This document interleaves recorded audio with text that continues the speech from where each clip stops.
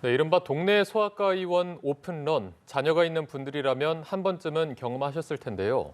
야간이나 휴일에 아이가 아프면 걱정이 컸습니다. 정부가 소아의료 개선 대책을 7개월 만에 다시 내놨는데요. 과연 해결책은 담겼을까요? 배삼진 기자가 살펴봤습니다. 올해 하반기 소아청소년과 전공의 모집 인원은 143명. 하지만 지원자는 4명에 그쳤습니다. 지원율이 2.8%에 불과한데 그나마 지방에는 단 한 명도 없었습니다. 지난 5년간 전국에 개업한 소아청소년과는 519곳, 폐업은 550곳으로 더 많습니다. 저출산의 낮은 수가, 상대적으로 열악한 처우 등이 문제로 지적되는데 피해는 고스란히 소아 환자들에게 돌아갑니다. 정부가 지난 2월에 이어 7개월 만에 다시 소아진료 체계 개선을 위한 대책을 내놨습니다. 먼저 심야 시간 6세 미만 소아진료와 약국 보상을 현재보다 2배 높입니다. 수가를 인상해 야간 휴일 진료에 나서는 병의원을 늘리겠다는 의도입니다.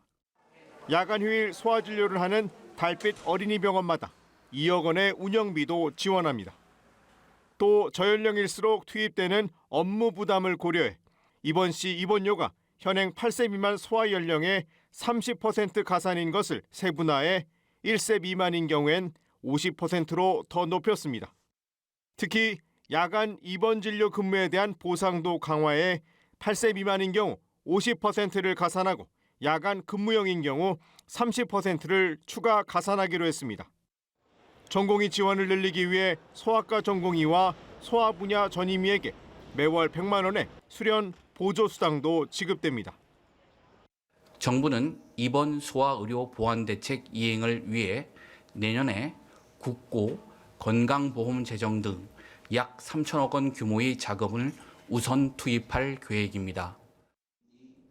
이 밖에 불가항력 의료사고에 대한 현실성 있는 보상 방안 마련과 사회적 협의체를 통한 의료인 법적 부담 완화책도 검토하기로 했습니다.